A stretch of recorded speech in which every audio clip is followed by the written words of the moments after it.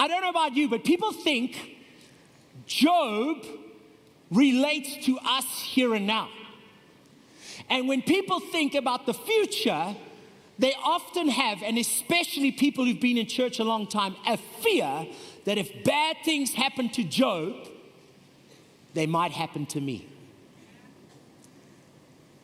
Today you're going to hear the truth about Job, and it is going to change your life. He's a good man, and he's blameless, and he's upright. And in verse 6 it tells us there was a day when the sons of God came to present themselves before the Lord, and Satan came along with them. But then the devil says, stretch out your hand and harm him, and he will change his opinion of you, and he will curse you to your face. And the Lord responds to Satan, behold, all that he has is in your power. We stand at gravesides in the name of God, telling young children who have lost their fathers and mothers and sisters and brothers, the Lord gave them, but the Lord took them. I ask you, if God sends death to you, why did he send Jesus to die for you?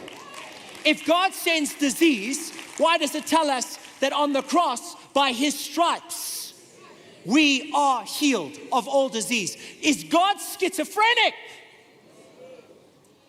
No.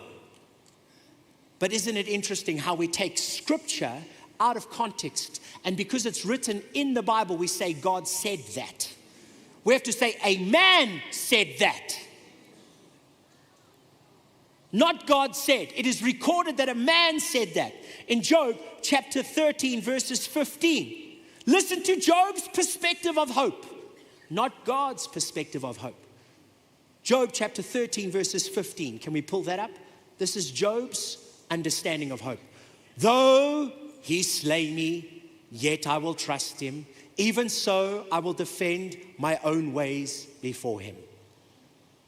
I will trust him even though he slays me. God is our Abba, right? And no one here looks at a dad slaying their child and says, what love? We call that abuse. Why are we teaching God as an abusive father? Though you slay me, I will say. Well, why do we need a devil if God is slaying people? Right? And that is why believers all over the world do not have a positive expectation of the future, because they have an incorrect subconscious fear that no matter how good they are, God might turn on them and let them suffer tragedy to teach them a few things.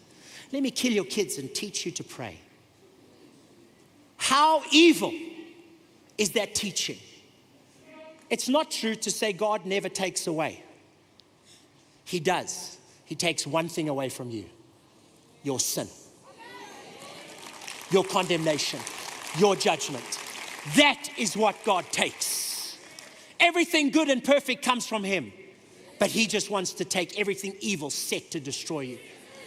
Jesus shut the door that the devil could never stand between you and God. Now Jesus is your mediator, and his blood is what is between you and God. And his blood has cleansed the heavenlies. His blood is what connects you to the full inheritance, saying Jesus died, therefore his inheritance is mine. Right? You will never, ever experience a Job experience, because Jesus cleansed the heavenlies once and for all.